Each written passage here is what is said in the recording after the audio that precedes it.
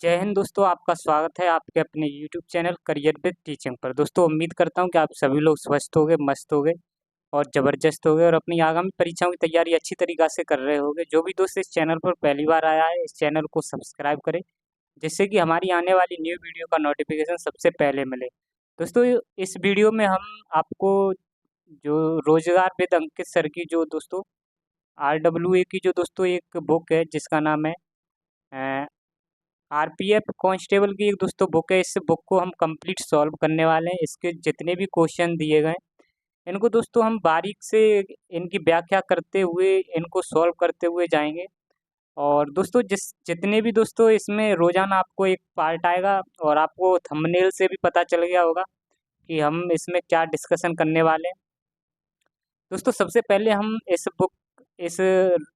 जो दोस्तों अंकित सर की जो ये आरपीएफ की जो बुक है, इसमें आपको मैं सबसे पहले भौतिक विज्ञान के बारे में पढ़ाऊंगा। भौतिक विज्ञान के जितने भी क्वेश्चन आरपीएफ कांस्टेबल एसआई में दोस्तों जितने भी क्वेश्चन आए उनके बारे में डिस्कशन करूंगा। और इस तरीके से एक एक क्वेश्चन के बारे में आपको दोस्तों हम पढ़ाने वाले हैं। इसमें हम आपको हिस्ट्री भी बताएंगे, हिस्ट्री भी पढ़ाएंगे और ज्योग्राफी भी पढ़ाएंगे। हिस्ट्री के जितने भी क्वेश्चन आए हैं वो भी बताऊंगा और जो भी दोस्तों ज्योग्राफी के जितने भी क्वेश्चन आए वो भी बताऊंगा आपको। और इकोनॉमिक्स हो गया, स्टैटिक जीके दोस्तों। और दोस्तों आपको ये साइंस में मैं फिजिक्स और केमिस्ट्री और आपको बायोलॉजी के भी क्वेश्चन आपको सॉल्व कराऊंगा। और दोस्तों अगर ये वीडियो आपको शुरू से देखनी है, अगर ये वीडियो आपको पसंद आए तो वीडियो को लाइक ज़रूर करें। दोस्तों आपका ज़्यादा टाइम ना लेते हुए पहला क्वेश्चन स्टार्ट करते हैं। हमारा दोस्तों जो पहला क्वेश्चन कौन सा है, पहले क्वेश्चन की अगर हम बात करें दोस्तों, ये है आपका आरपीएफ एसआई का दोस्तों 2018 में फर्स्ट शिफ्ट में ये आपका क्वेश्चन आया था। पहला जो क्वेश्चन था जो दोस्तों आपका है, अनिश्चितता का सिद्धांत किसके द्वारा प्रतिपादित किया गया। ये आपको दोबारा से देख लेना, अनिश्चितता का सिद्धांत किसके द्वारा प्रतिपादित किया गया था। तो आपके ऑप्शन दोस्तों दिए रखे हैं आपके, एक बर्नर हो गया, एक हाइजेनबर्ग हो गया, बर्नर हाइजेनबर्ग, दूसरा आपका आर ए मिल्टन हो गया, तीसरा एस एन बॉस और डी ऑप्शन है जो दोस्तों नेक्स्ट हमारा ऑप्शन है ये आइजैक न्यूटन। तो आपका दोस्तों आंसर आपको पता ही चल गया होगा। इसका जो राइट आंसर है बर्नर हाइजेनबर्ग ने अनिश्चितता का सिद्धांत दिया था। अगर हम दोस्तों इसकी व्याख्या के बारे में बात करते हैं, इसका विकल्प ए सही है। अगर हम इसकी व्याख्या व्याख्या के बारे में बात करते हैं तो इसकी जो व्याख्या है वो द्रव्य और विकिरण के दोहरे व्यवहार के फलस्वरूप इस भौतिक वैज्ञानिक एक रहे थे जिनका नाम था बर्नर हाइजेनबर्ग दोस्तों। और इन्होंने 1927 में एक सिद्धांत प्रस्तुत किया, इसी को हाइजेनबर्ग का अनिश्चितता का सिद्धांत कहा जाता है। एक्चुअली मैं दोस्तों आपको इजी वे में बता देता हूँ कि हाइजेनबर्ग का अनिश्चितता का सिद्धांत क्या था। कि इसमें दोस्तों बताया गया है कि ये दोहरे व्यवहार के यानी कि द्रव्य और विकिरण के ये दोहरे व्यवहार को ही एक अनिश्चितता का सिद्धांत कहा गया था। और इसी सिद्धांत को ही दोस्तों इन्हीं के नाम से जाना जाता है, हाइजेनबर्ग का सिद्धांत। जैसे दोस्तों यहाँ आप देख सकते हो कि मतलब दोहरा व्यवहार कैसे करता है। जैसे कि आप जानते हो कि जैसे ये हमारा पंखा है दोस्तों, तो दोहरा व्यवहार करता है आपका, हमारे पंखा में एक गति भी होती है आपके और इसकी दोस्तों इसमें दिशा भी होती है। तो आपका जो पंखा करता है वो आपका दोहरा व्यवहार करता है। तो इसी को ही हम दोस्तों हाइजेनबर्ग का अनिश्चितता का सिद्धांत कहते हैं। अगर हम दोस्तों डेफिनेशन के बारे में बात करते हैं तो आप कह सकते हो कि गतिशील ऐसा कोई सूक्ष्म गतिशील कण जो तीव्र से गति करता हो और उसकी स्थिति और संवेग दोनों को साथ साथ नहीं निकाल सकते हैं। यानी दोस्तों ऐसा कोई सूक्ष्म गतिशील कण जो तीव्र गति से गति भी करता हो, जैसे आपका ये पंखा हो गया। अब हम दोस्तों इसकी एक तो स्थिति और एक संवेग, इन दोनों को एक साथ साथ नहीं निकाल सकते हैं। अगर हम दोस्तों इसकी स्थिति यानी कि दिशा के बारे में बताएंगे तो हम दोस्तों इसको हमें पंखा को रोकना पड़ेगा, यानी कि इसकी गति धीमी करनी पड़ेगी, तब हम इसकी दिशा को बता सकते हैं। अगर दोस्तों इसकी गति यानी कि संवेग इसका रखना है तो हम दोस्तों जब ये चलेगा तो आपका फिर हम इसमें दिशा नहीं बता सकते हैं। तो इसी सिद्धांत को ही दोस्तों हाइजेनबर्ग का अनिश्चितता का सिद्धांत कहते हैं। नेक्स्ट क्वेश्चन के बारे में बात करते हैं, संवेग ज्ञात करने का सूत्र क्या होता है। संवेग का जो फॉर्मूला होता है वो दोस्तों आपका होता है द्रव्यमान इंटू वेग। इसका राइट आंसर हो जाएगा डी, द्रव्यमान इंटू वेग हो जाएगा। जैसे आप कह सकते हो P बराबर एम बी इसका फॉर्मूला होता है दोस्तों। अगर हम दोस्तों इसकी डेफिनेशन के बारे में बात करते हैं, डेफिनेशन इसकी दोस्तों है कि किसी वस्तु के द्रव्यमान और वेग के गुणनफल को हम संवेग कहते हैं। संवेग को हम दोस्तों मोमेंटम भी कहते हैं। संवेग का हिंदी में ये फॉर्मूला है दोस्तों, द्रव्यमान इंटू वेग, यानी कि P बराबर एम बी। ये आपका दोस्तों संवेग का फॉर्मूला है। उम्मीद करता हूँ कि आपको यह पॉइंट समझ में आया होगा। तीसरा जो क्वेश्चन है हमारा, तीसरा क्वेश्चन है कि एसआई पद्धति में गुणज 10⁻18 का उपसर्ग है। यानी कि दोस्तों 10⁻18 हम किसको कहते हैं? इसमें आपके ऑप्शन है आटो है और योक्टो है और एक्सा है और योटा है। तो इसमें जो राइट आंसर है आपका दोस्तों आटो हो जाएगा। अगर हम दोस्तों इसके इसकी डेफिनेशन के बारे में कुछ दे रखा है दोस्तों, जैसे एक मीट्रिक उपसर्ग एक इकाई उपसर्ग है जो माप की एक मूल इकाई से पहले इकाई के गुणक या विभाजक को प्रदर्शित करता है। आज उपयोग किए जाने वाली सभी मीट्रिक उपसर्ग दशमलव पद्धति पर आधारित आधारित हैं, जो निम्नलिखित होते हैं। जैसे ये दोस्तों आपके उपसर्ग हैं जितने भी हैं, हमारा दोस्तों योटा होता है आपका 10⁻24, और आपका जो जेटा होता है दोस्तों ये 10⁻21 होता है, और एक्सा जो होता है दोस्तों वो 10⁻18 होता है, और पेटा जो होता है वो 10⁻15 होता है, और टेरा जो होता है वो तो 10⁻12 होता है, और गीगा दोस्तों आपका होता है 10⁻9 होता है। इसी तरीके से दोस्तों और भी हैं आपके, जैसे मेगा हो गया, मेगा आपकी 10⁻6 होता है दोस्तों, किलो होता है 10⁻3। ये आपके दोस्तों जितने भी उपसर्ग हैं ये सभी सभी के सभी यानी गुणज वाले उपसर्ग हैं।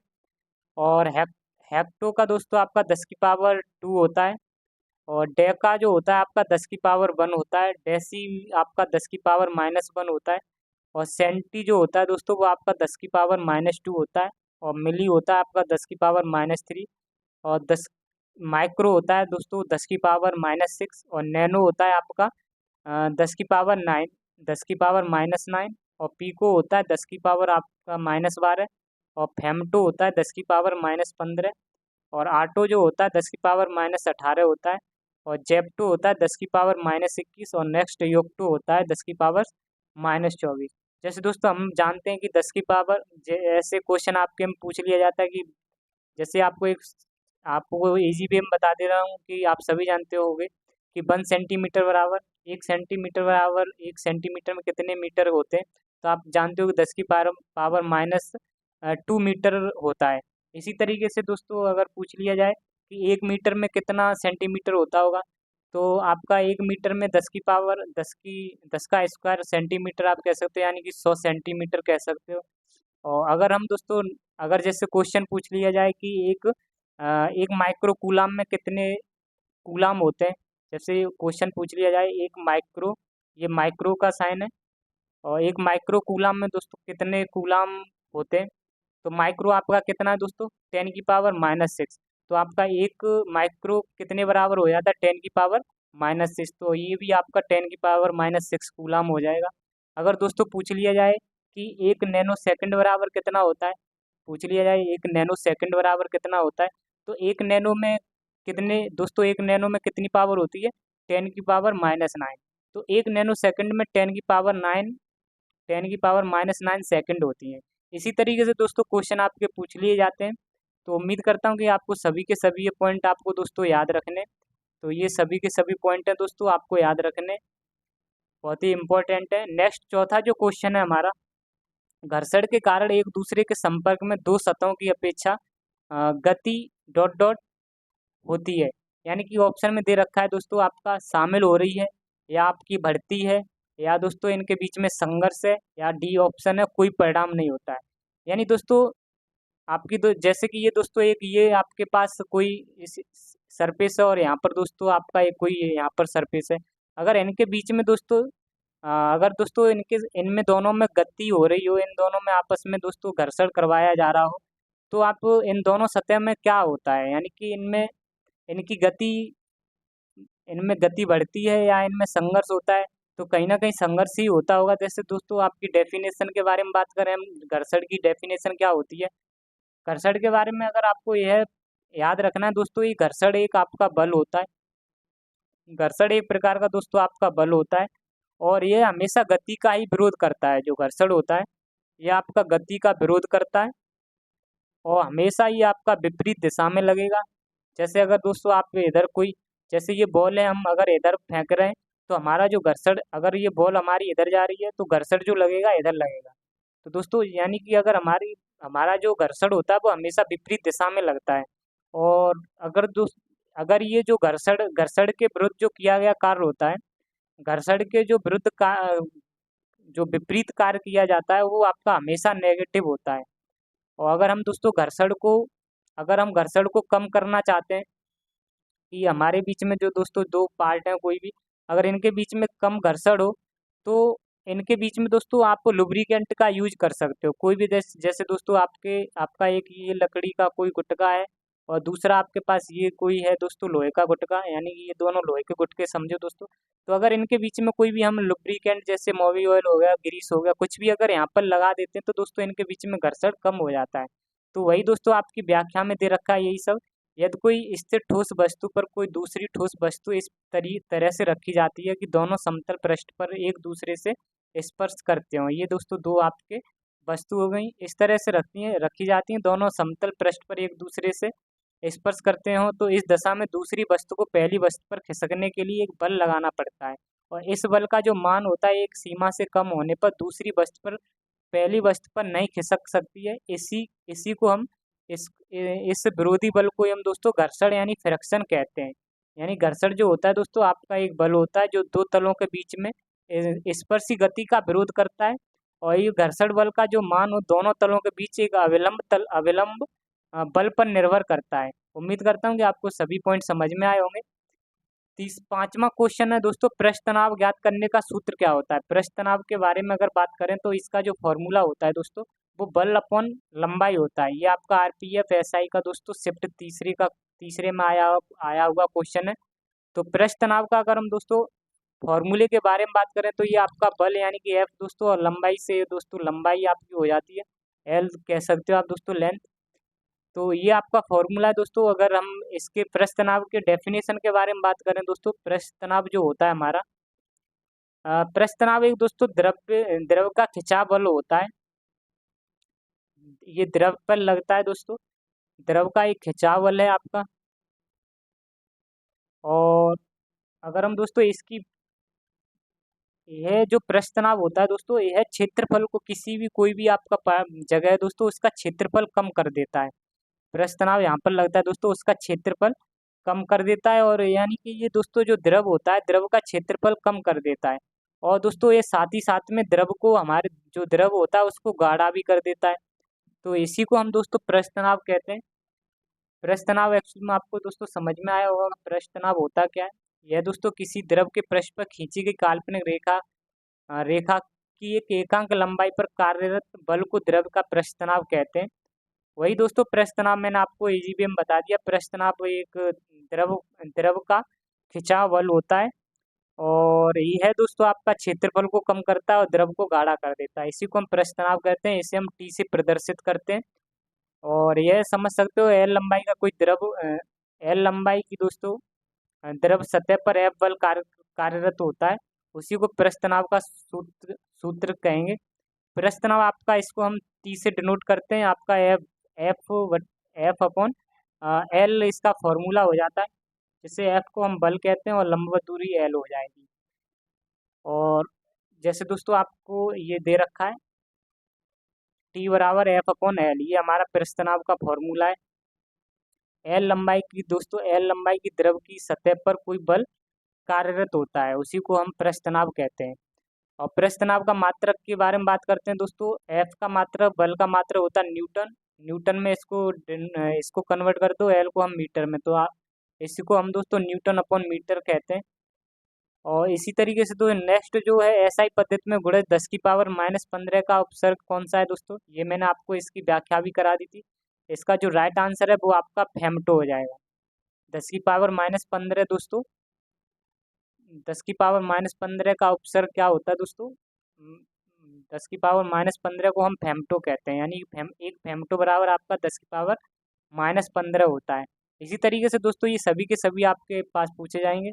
और नोट दोस्तों आपको याद रखना है, तीसरे क्वेश्चन में हमने ये इसकी आपको टेबल बताई है, उसको आप देख सकते हो। सातवां क्वेश्चन है, इनमें से कौन सा विकल्प हवा की धूल और धुरी के कारण प्रकाश के फैलाव की घटना को उजागर करता है। आपके ऑप्शन है दोस्तों, एक टिंडल प्रभाव, दूसरा गोली प्रभाव, और तीसरा तीसरा ऑप्शन है हमारा अ, तीसरा ऑप्शन हमारा सीविक प्रभाव, और डी है दोस्तों हमारा रमन प्रभाव। आपको ये देखना है। ये इसको दोस्तों ये क्या है, इसकी डेफिनेशन के बारे में बात करते हैं दोस्तों। इसका जो राइट आंसर हो जाएगा वो आपका टिंडल प्रभाव हो जाएगा। यानी कि दोस्तों कोई हवा हवा हवा की धूल और धुरी के कारण प्रकाश के फैलाव की घटनाओं को उजागर करता है।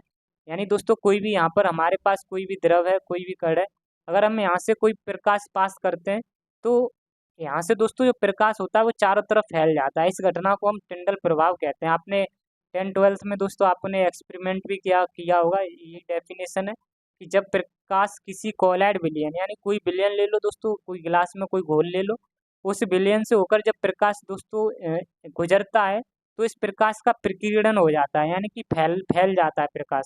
तो इस जो प्रकाश का जो मार्ग दिखाई देने लगता है, और इस प्रकाश की इस घटना को ही हम टिंडल प्रभाव कहते हैं। उम्मीद करता हूँ कि आपको दोस्तों यह समझ में आया होगा। जैसे प्रकाश जब निकलता है तो ये प्रकाश आपका फैल जाता है, और ये प्रकाश प्रकाश एक मार्ग प्रकाश का एक मार्ग दिखाई देने लगता है। इसी घटना को प्रकाश की इस घटना को हम टिंडल प्रभाव के नाम से जानते हैं। नेक्स्ट क्वेश्चन जो हमारा है 8 में 8वां नंबर है दोस्तों, न्यूटन के दूसरे गति के नियम के अनुसार किस वस्तु पर कार्य करने वाले बल का मान डॉट डॉट और फिर डॉट डॉट के गुणनफल द्वारा प्राप्त किया जाता है। पहला ऑप्शन है सामग्री विस्थापन, दूसरा ऑप्शन है गति त्वरण, तीसरा ऑप्शन है सामग्री त्वरण, और चौथा ऑप्शन है सामग्री गति।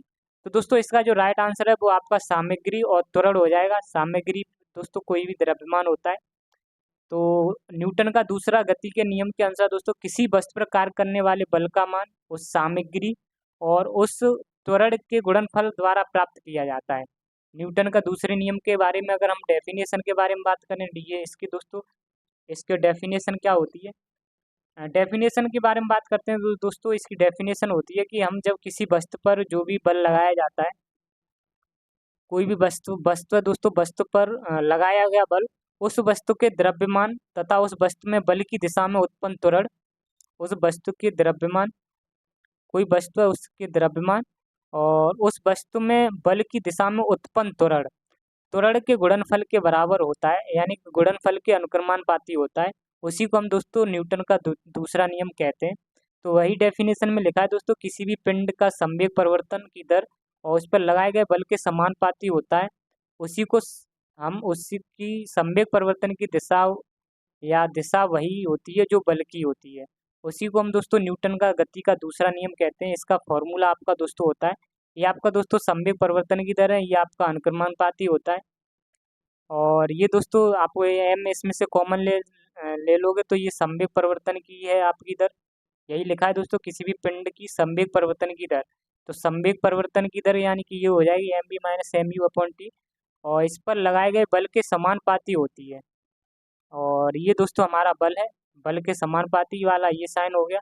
तो एफ बराबर समानुपाती एम कॉमन ले लिया जाएगा, O B minus U upon T. तो ये फॉर्मूला जो बनेगा वो दोस्तों आपका एफ बराबर एम ए बन जाएगा। ये दोस्तों एम एक एफ क्या है यहाँ पर, एफ के बारे में बात करते हैं तो दोस्तों एफ वह बल होता है, वह बल होता है दोस्तों ये अ, बल बल के बारे में बात करते हैं। ये दोस्तों बल यानी कि एफ जो होता है, एफ यानी कि फोर्स जिसे बल कहते हैं, बल वह धक्का या खिंचाव होता है,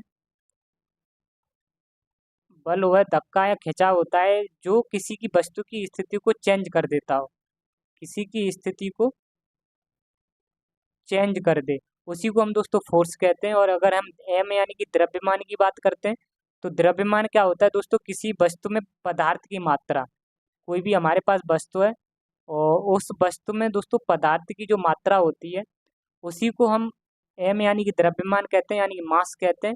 और एक ये जो होता है दोस्तों, ये आपकी किसी वस्तु के वेग परिवर्तन की दर होती है, वेग वेग परिवर्तन की दर, इसको हम एक्स आपका त्वरण कहते हैं, यानी कि ए हो गया आपका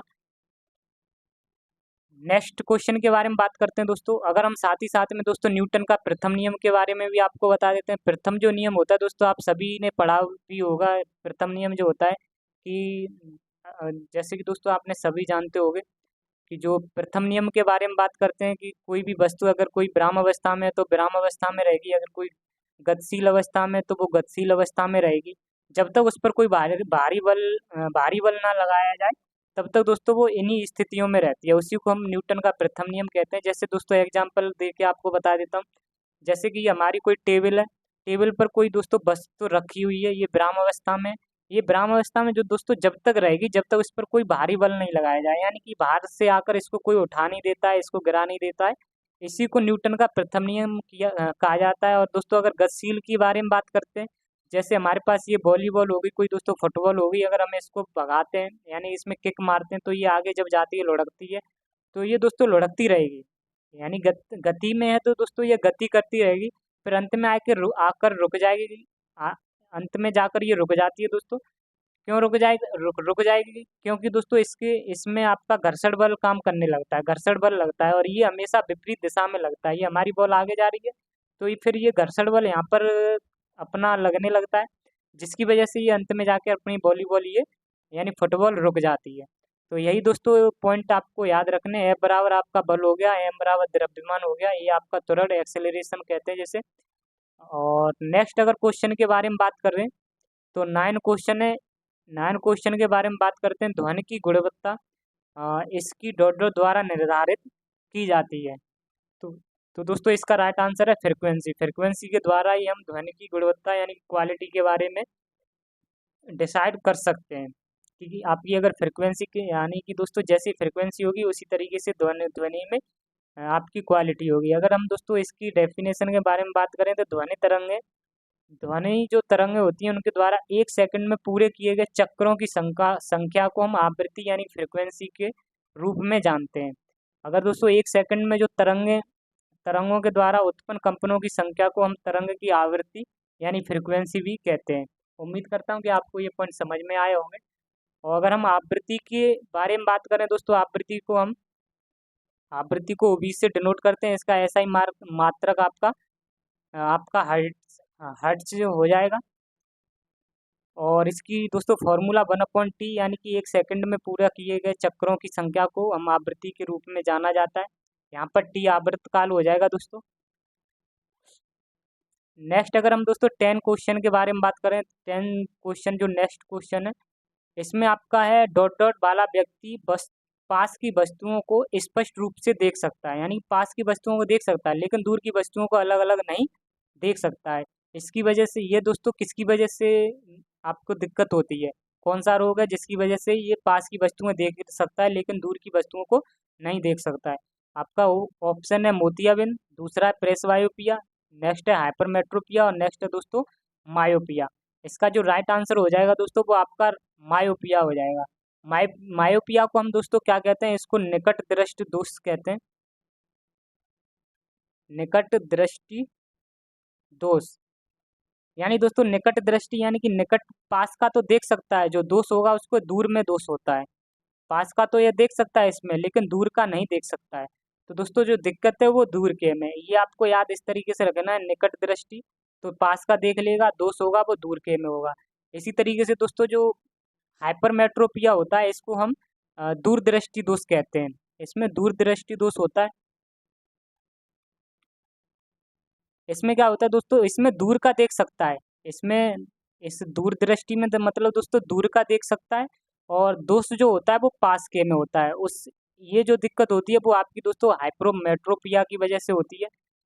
अगर हम दोस्तों बात करते हैं कि इसमें अगर इनके निवारण के लिए लेंस कौन कौन सा यूज किया जा सकता है, जैसे अगर ये मायोपिया है आपका तो इसके लिए अब अवतल का यूज कर सकते हैं, अवतल दर्पण का।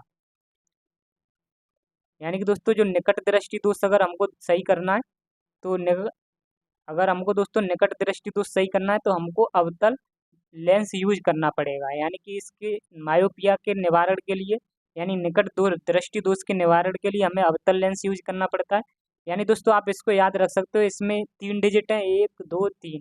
इसमें 3 डिजिट हैं और दोस्तों इसमें 4 हैं, 1 2 3 4 यानी कि 4। 3 के बाद कौन सी संख्या आती है आपकी 4। तो इस तरीके से 3 4 याद कर सकते हो। 3 का मतलब निकट दृष्टि दोष, 4 का मतलब अवतल। और इसी तरीके से दोस्तों दूरदृष्टि के निवारण के लिए हम कौन सा लेंस यूज करते हैं, इसमें उत्तल लेंस यूज करते हैं। तो दोस्तों इसमें उत्तल लेंस यूज किया जाता है दूरदृष्टि के दोष में। और इसमें जो अगर अक्षरों की बात करते हैं दोस्तों, इसमें 2 हैं और इसमें 3 है। तो 2 के बाद दोस्तों कौन सी संख्या आती है आपकी 3। तो 2 3, 2 का मतलब यहाँ पर दूरदृष्टि दोष हो जाएगा, 3 का मतलब उत्तर दृष्टि दोष, उत्तल लेंस हो जाएगा। उम्मीद करता हूँ कि आपको ये पॉइंट समझ में आए होंगे। इसका विकल्प दोस्तों 8वां सही है। अगर इन डेफिनेशन के बारे में बात करते हैं इसकी, निकट दृष्टि दोष को हम दृष्टि भाषा में मायोपिया कहते हैं। इसमें दोस्तों दूर की चीज़ों को स्पष्ट रूप से देखने में समस्याएं होती हैं। और मायोपिया में आंख की पुतली का आकार जो होता है, आकार के बढ़ने से प्रतिबिंब रेटिना पर बनने के बजाय थोड़ा आगे बन जाता है। दोस्तों जो हमारा आंख होती है, आंख यहाँ पर हमारा रेटिना होता है दोस्तों, जो प्रतिबिंब बनना होता है वो निकट दृष्टि दोष में यहाँ पर आगे बन जाता है प्रतिबिंब, जिसकी वजह से हमको मायोपिया हो जाता है। और दूरदृष्टि दोष में दोस्तों थोड़ा पीछे बन जाता है आपका। उम्मीद करता हूँ कि आपको ये सभी के सभी पॉइंट समझ में आए होंगे। नेक्स्ट क्वेश्चन है हमारा 11वां। कार्य एसआई कार्य है जो दोस्तों, कार्य का एसआई मात्रक क्या होता है। कार्य का एसआई मात्रक के बारे में बात करें तो इसका एसआई मात्रक जो होता है वो आपका जूल होता है। क्या होता है दोस्तों, जूल होता है। अगर हम दोस्तों इसकी डेफिनेशन के बारे में बात करते हैं, डेफिनेशन के बारे में बात करें कि अगर हम किसी भी वस्तु पर दोस्तों बल लगाकर किसी वस्तु को बल की दिशा में विस्थापित करने की क्रिया को हम कार्य कहते हैं।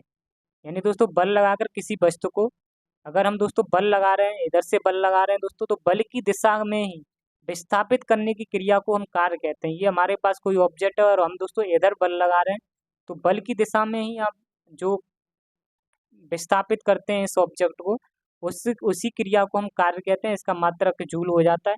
अगर हम इसके दोस्तों अगर कुछ व्याख्या के बारे में बात करते हैं तो किसी पिंड पर किया गया कार्य उस पर लगे बल के परिणाम और उसके द्वारा बल की दिशा में तय किए गए विस्थापन से परिभाषित होता है। इसका फॉर्मूला है आपका बल इंटू विस्थापन। और अगर हम दोस्तों इसकी मात्रक के बारे में बात करें तो आपका ये न्यूटन इंटू मीटर हो जाएगा। और कार्य का एसआई मात्रक जो होता है दोस्तों वो जूल हो जाता है।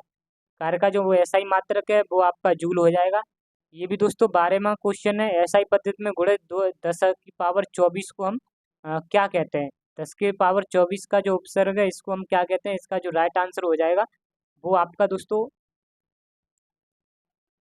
ये दोस्तों आपको देख लेना है इसका राइट आंसर क्या हो जाएगा। ये आपको दोस्तों इसकी मैंने व्याख्या करके भी बता दिया है। प्रश्न संख्या 3 में इसकी मैंने एक तालिका बना दी है दोस्तों, उसमें आपको पता चल जाएगा इसका राइट आंसर क्या है।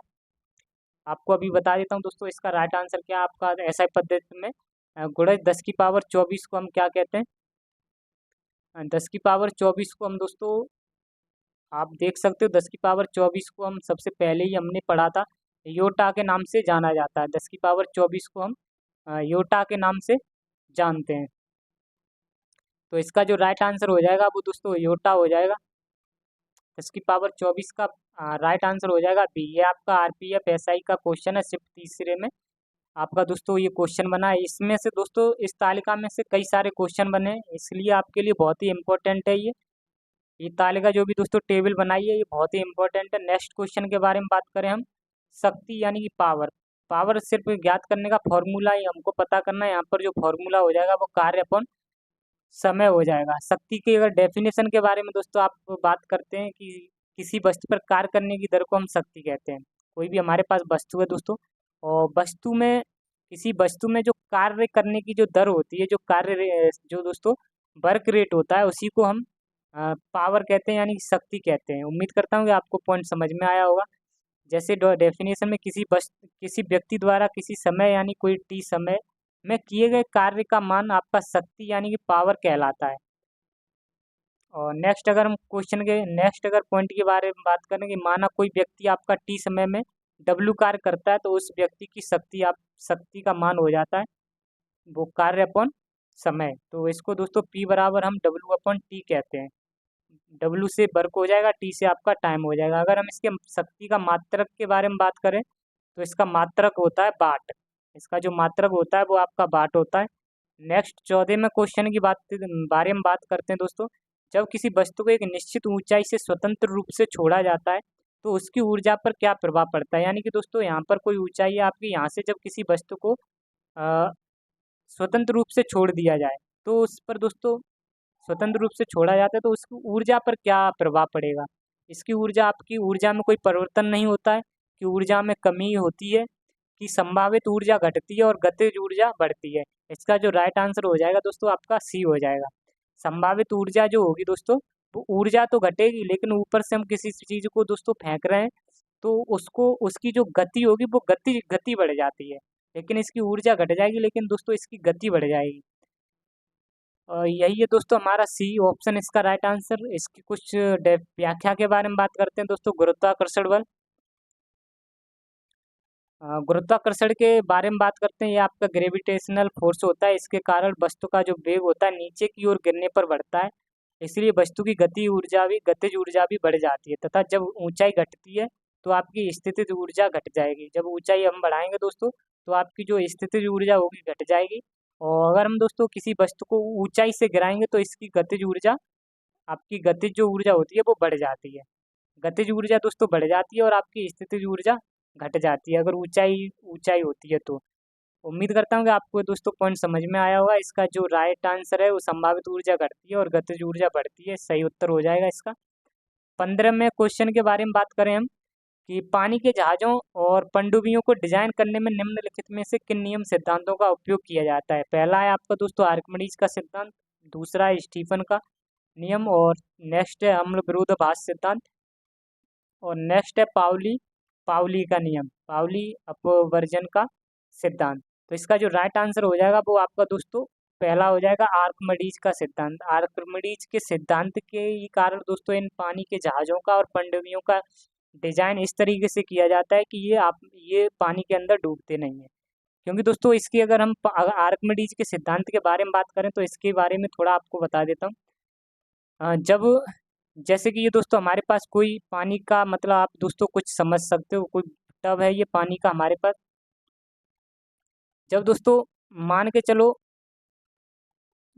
जैसे ये हमारे पास दोस्तों यहाँ पर हमने इसकी डेफिनेशन के बारे में बात करते हैं। जब किसी वस्तु को मानसिक रूप से या पूर्णतः पानी में डुबोते हैं, डुबाया जाता है, तो उसके भार में हमें आभासी कमी होती है। लेकिन दोस्तों ये आभासी जो कमी होती है वो असली में नहीं होती है, ये हम महसूस करते हैं। जैसे दोस्तों हमने कोई, मान के चलो दोस्तों हमने मान के चलो दोस्तों कोई हमने यहाँ पर आपका कोई भी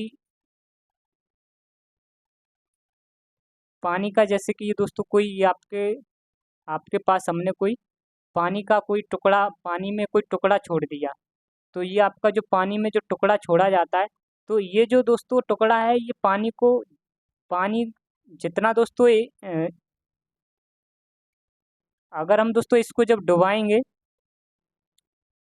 जब हम किसी को आंशिक या पूरा डुबा देते हैं या कम इसको डुबा देते हैं तो यह इस कहीं ना कहीं हमें इस वस्तु में दोस्तों, इस वाले टुकड़े में कुछ आभासी कमी हो, इसके बारे में कुछ आभासी कमी महसूस होती है। लेकिन यह आपकी असली में महसूस, ये आपकी जो इसके बारे में जो कमी होती है एक्चुअली में ये नहीं होती है, हमें सिर्फ महसूस होती है।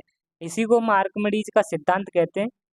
आप कह सकते हो दोस्तों जो इसमें कमी होती है, यानी कि जो आभासी कमी इस वस्तु के द्वारा होती है, यानी कि इस वस्तु, जो कमी इस वस्तु के द्वारा विस्थापित किया जा रहा है, जो भी पानी विस्थापित किया जा रहा है, और जो जितना जल आपका विस्थापित किया जाता है उस जल के द्रव्यमान के ही बराबर आपका इस बराबर होती है।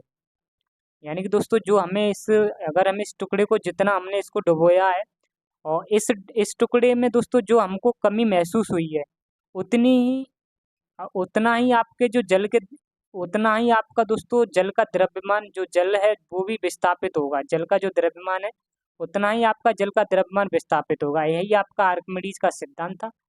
नेक्स्ट अगर हम दोस्तों इसके डेफिनेशन के बारे में, यही डेफिनेशन के बारे में दोस्तों, आर्किमिडीज का सिद्धांत, जब किसी वस्तु को हम पूरी तरह आंशिक रूप से एक द्रव्य में डुबोया जाता है तो उस पर एक ऊपर की ओर से एक बल कार्य करता है, और जो उस वस्तु के द्वारा हटाए गए जल के भार के बराबर होता है। जब हम जहाज, जैसे कि हमारा एक जहाज हो जाता है, जहाज को समुद्र में सैर के लिए लाया जाता है तो जहाज का भार उसके द्वारा हटाए गए जल के भार के बराबर नहीं होता है, तो यह जहाज पानी में डूब सकता है। अगर दोस्तों इसलिए हम जहाज को कुछ इस तरह विशेष डिजाइन किया जाता है कि जहाज के भार की तुलना में उसके द्वारा हटाए गए जल का भार अधिक हो। इस तरह हमारा जल द्वारा जहाज पर ऊपर की ओर एक बल लगता है और इस जिससे जल के ऊपर जहाज तैरता रहता है। इसी को हम आर्किमिडीज के सिद्धांत पर, या आपका आर्किमिडीज के सिद्धांत पर यह नियम आधारित है। नेक्स्ट क्वेश्चन है जो यात्रा की कुल दूरी और कुल कुल लिए गए समय से विभाजित करने पर क्या प्राप्त होता है। तो ये आपका राइट आंसर हो जाएगा औसत गति। औसत गति दोस्तों यानी कि कुल दूरी, यात्रा की कुल दूरी यानी टोटल डिस्टेंस को टोटल टाइम से डिवाइड करेंगे तो हमें टोटल स्पीड या स्पीड हमको मिलती है। तो यही दोस्तों आपका राइट आंसर हो जाएगा ये। इसमें दे रखा है वस्तु द्वारा की गई कुल दूरी को कुल समय से विभाजित करने पर वस्तु की औसत गति हमें प्राप्त होती है। ये आपकी अदिश राशि है, इसका ऐसा ही मात्रक मीटर पर सेकंड होता है। नेक्स्ट 7वें क्वेश्चन के बारे में बात करें। निम्नलिखित में से कौन सा तरल बाष्पीकरण की दर को कम करता है। इनमें से ऑप्शन है आपके तापमान में वृद्धि, आर्द्रता में कमी और सतह क्षेत्रफल में कमी या वायु गति में वृद्धि। तो इसका जो राइट आंसर हो जाएगा वो सतह क्षेत्रफल में कमी। तो दोस्तों अगर हम इसके बारे में बात करते हैं कि अगर हम ऐसा कौन सा तरल है कि बाष्पीकरण की दर को कम करता है, ऐसा कौन सा इसमें से तरल है उनके बारे में बात करते हैं। जैसे बाष्पीकरण यानी कि वेपराइजेशन के बारे में बात करें तो यह प्रक्रिया है जिसमें तापमान द्वारा जल गैसीय अवस्था में परिवर्तित होता है। तो यह प्रक्रिया उष्मांक अवस्था को छोड़कर प्रत्येक तापमान व स्थान पर होती है। नेक्स्ट अगर हम दोस्तों इसके प्रभावित बाष्पीकरण आपको समझ में आया होगा दोस्तों। बाष्पीकरण यानी कि कोई भी टेम्परेचर के द्वारा या जल जब बाष्पित हो जाता है यानी गैस अवस्था में परिवर्तित हो जाता है, उसी को हम वेपराइजेशन यानी बाष्पीकरण कहते हैं। अब दोस्तों इसको प्रभावित कौन कौन से कारक करने वाले होते हैं। एक तो दोस्तों तापमान भी प्रभावित करता है, क्योंकि तापमान जब बढ़ने पर हमारा बाष्पीकरण की दर बढ़ती है।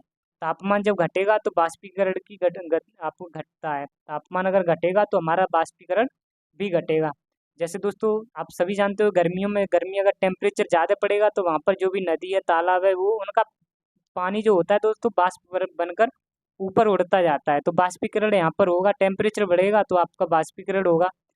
और अगर हम दोस्तों टेम्परेचर घटाते हैं तो आपका टेम्परेचर अगर हम कम करेंगे, आप जैसे मान लो दोस्तों यहाँ पर अगर ठंडा है तो ठंडा जब रहेगा यानी कि टेम्परेचर जब कम रहेगा तो यहाँ पर पानी ऑटोमेटिकली कम यानी कि बाष्प होगा, क्योंकि धूप में ही तो दोस्तों जब टेम्परेचर ज़्यादा होता है तभी हमारा जल बाष्पित होता है।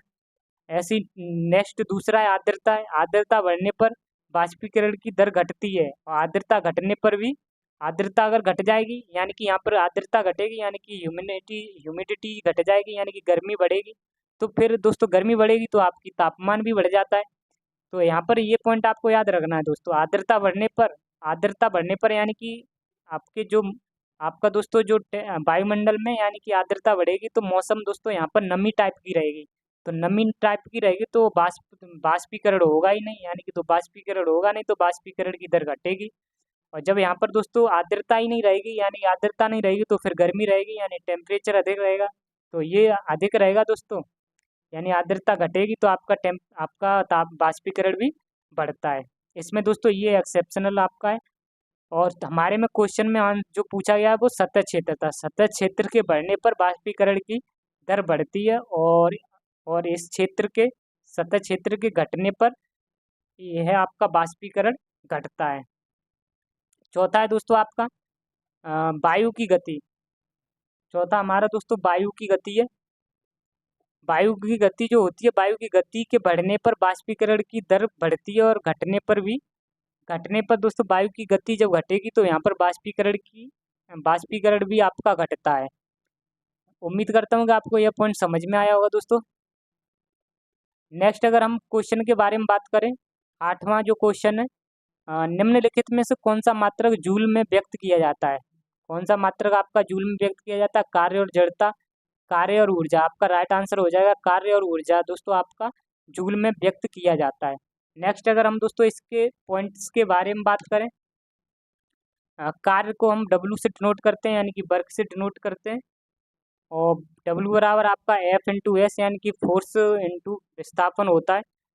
और अगर हम नेक्स्ट पॉइंट के बारे में बात करें, कार्य का जो मात्रक होता है वो जूल होता है। एक जूल में दोस्तों 1 न्यूटन इंटू 1 मीटर होता है। 1 जूल आपका 1 न्यूटन और 1 मीटर के बराबर होता है।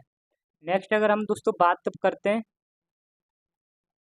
नेक्स्ट हमारा क्वेश्चन 19वां, ऊर्जा के बारे में बात करें तो दोस्तों ऊर्जा कार्य करने की क्षमता ही ऊर्जा कहलाती है। ऊर्जा का मात्रक है आपका जूल होता है। और नेक्स्ट क्वेश्चन है हमारा, एक्सरे की खोज किसने की थी? एक्सरे की खोज किसने की थी? एक्सरे की खोज दोस्तों ऑप्शन दे रखे हैं आपके।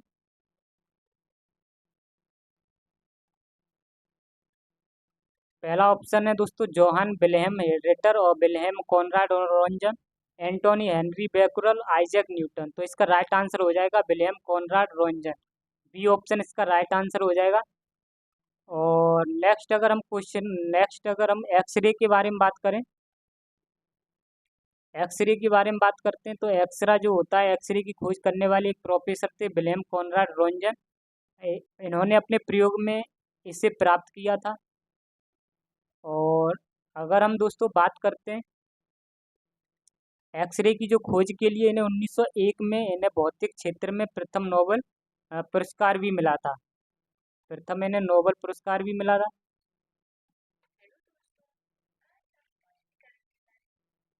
नेक्स्ट अगर पॉइंट के बारे में बात करें, 12th क्वेश्चन, 20 क्वेश्चन है दोस्तों, पृथ्वी के घूर्णन के कारण उत्पन्न आभासी बल को क्या कहा जाता है? दोस्तों ये पृथ्वी का आपका कोरियोलिस बल होता है। कोरियोलिस बल होता है। अगर नेक्स्ट क्वेश्चन के बारे में बात करें,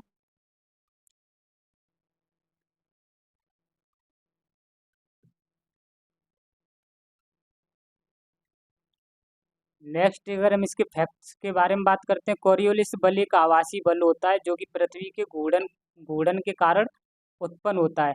किसके कारण दोस्तों उत्पन्न होता है? पृथ्वी जब घूमती है अपने अक्ष पर तो उसके कारण एक आभासी बल होता है जिसको कोरियोलिस बल कहते हैं। पृथ्वी के विभिन्न अक्षांशों पर परिधि का आकार तथा केंद्र से दूरी के कारण पृथ्वी की घूर्णन गति भिन्न भिन्न होती है। और इस गति की भिन्नता के कारण कोई भी गतिमान वस्तु जो एक अक्षांश से दूसरे अक्षांश की ओर गतिमान होती है और उस पर यह बल कार्य करने लगता है। यानी दोस्तों आप नॉर्मल इस तरीके से याद रख सकते हो, जैसे ये हमारी पृथ्वी है और ये दोस्तों ये हमारा नॉर्थ पोल साउथ पोल है, यानी कि 23.3 पर, यानी कि 23.5 डिग्री पर यह पृथ्वी हमारी झुकी हुई है। तो यानी दोस्तों जब पृथ्वी हम अपने अक्ष पर जब रोटेट करती है, अपने अक्ष पर वेस्ट से ईस्ट की तरफ जब रोटेट करती है तो इस पर दोस्तों एक आभासी बल उत्पन्न हो जाता है। इसी आभासी बल को हम दोस्तों आपका कोरियोलिस बल कहते हैं। और इसी की वजह से दोस्तों पृथ्वी के उत्तरी गोलार्ध और उत्तरी गोलार्ध जिसे वो नॉर्थन हेमिस्फीयर कहते हैं और साउथर्न गोलार्ध यानी कि दक्षिणी गोलार्ध कहते हैं दोस्तों। इन पर जो हवाएं होती हैं दोस्तों उनका डायरेक्शन चेंज हो जाता है, यानी कि उत्तरी गोलार्ध में राइट की तरफ जो हवाएं चलती हैं और दक्षिणी गोलार्ध में आपके लेफ्ट की तरफ हवाएं चलती हैं। ये सभी की सभी हवाएं आपकी दोस्तों कोरियोलिस बल के कारण चलती हैं। उम्मीद करता हूँ कि आपको ये सभी पॉइंट समझ में आए होंगे। और उम्मीद नेक्स्ट अगर हम दोस्तों नेक्स्ट आपके लिए दोस्तों और 20 क्वेश्चन लाएंगे। और इस तरीके से दोस्तों हमारी फिजिक्स की और भी दोस्तों क्लासेस रहेंगी। फिर उसके बाद केमिस्ट्री बायोलॉजी की, इस तरीके से दोस्तों हम फिजिक्स हो गया, फिजिक्स फिजिक्स और केमिस्ट्री और फिर दोस्तों बायोलॉजी और फिर हिस्ट्री ज्योग्राफी इकोनॉमिक्स, इन सभी के सभी क्वेश्चन जो भी आपके आरपीएफ में पूछे गए उनके बारे में डिस्कशन करेंगे। यानी दोस्तों एक पॉइंट आपको मैंने यहाँ पर ये बताया था जो सतह क्षेत्र वाला, इसमें सतह क्षेत्र बढ़ने पर वाष्पीकरण की दर बढ़ती है और घटने पर घटती है। यानी दोस्तों आप समझ सकते हो ये हमारे पास कोई छोटा छोटा सा टब है, अगर यहाँ से कोई वाष्पीकरण हो रहा है यानी कम क्षेत्र से, यानी कि इसकी सतह कम है तो यहाँ पर आपका कम वाष्पीकरण होगा। और अगर सतह हम अगर बढ़ा देते हैं, सतह को अगर हम बढ़ा देंगे तो आपका वाष्पीकरण ज़्यादा होगा। ये इसी पॉइंट का ये मतलब था। इस तरीके से दोस्तों हम वीडियो आपके लिए और भी लाते रहेंगे। और अगर यह वीडियो आपको पसंद आई हो तो वीडियो को लाइक ज़रूर करें और हमारे चैनल को सब्सक्राइब जरूर करें। मिलते हैं आपसे नेक्स्ट वीडियो में। जय हिंद, जय भारत, जय माँ सरस्वती।